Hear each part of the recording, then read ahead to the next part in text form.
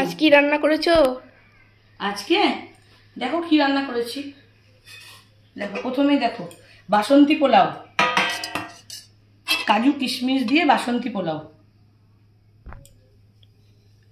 আর mutton, খাসির মাংস,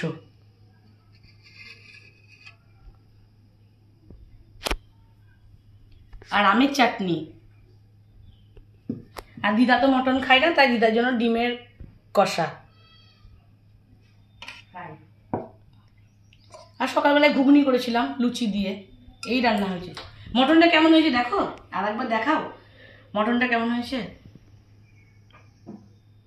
এই শো স্টপার মটন। হ্যাঁ, খুব ভালো হয়েছে আজকে। খেয়ে বলো তাহলে কেমন হয়েছে। সানডেতে আমাদের একটু ছিমছাম রান্না হয়েছিল, কিন্তু মন্ডেতে ভালো হয়েছে না আজকে। তো সবাইকে টাটা করে দাও। টাটা, শুভ দুপুর বন্ধুরা।